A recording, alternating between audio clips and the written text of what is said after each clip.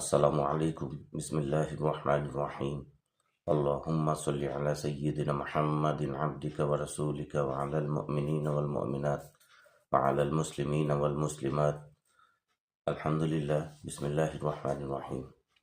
প্রিয় মুসলিম ভাই ও বন্ধুগণ, সকল জিন ও ইনসানের উদ্দেশ্যে বলছি, গুনাহের কারণে পার্থিব ক্ষতি। গুনাহের কারণে এলেম হইতে মাহরুম থাকিতে হয়, রুজিতে বরকত হয় না, ইবাদতে মন বসে না, নেক লোকের সংসর্গ ভালোবাসে না। অনেক সময় কাজে নানা প্রকার বাধা বিঘ্ন আসিয়া দাঁড়ায়, অন্তর পরিষ্কার থাকে না, ময়লা পড়িয়া যায়, মনের সাহস কমিয়া যায়। এমনকি অনেক সময় মনের দুর্বলতা হেতু শরীর দুর্বল হইয়া পড়ে, মনে স্ফূর্তি থাকে না, নেক কাজ ও ইবাদত বন্দেগী হইতে মাহরুম থাকে, আয়ু কমিয়া যায়, তওবা করিবার তৌফিক হয় না, গুনাহ করিতে করিতে শেষে গুনাহর কাজের প্রতি ঘৃণার ভাব থাকে না, বরং ভালো বলিয়া বোধ হইতে থাকে। এরূপ হওয়া বড়ই দুর্ভাগ্যের কথা।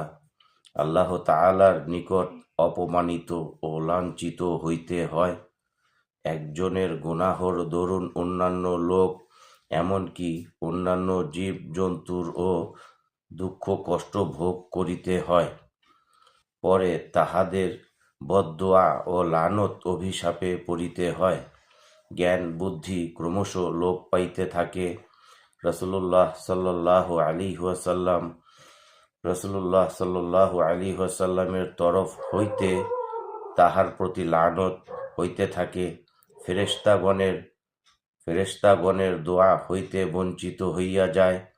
দেশে শস্য ফলাদির উৎপন্ন কম হয়, লজ্জা শরম কম হইয়া যায়। আল্লাহ তাআলা যে কত বড় এবং ক্ষমতাশালী সে খেয়াল তাহার অন্তরে থাকে না। আল্লাহ তাআলার নেয়ামত ক্রমশ হ্রাস পাইতে থাকে। নানারূপ বিপদ আপদ বালা মুসিবতে জড়াইয়া পড়ে। শয়তান তাহার উপর প্রভাব বিস্তার করিয়া বসে। দিল পেরেশান থাকে। মৃত্যুকালে মুখ দিয়া কালেমা বাহির হয় না।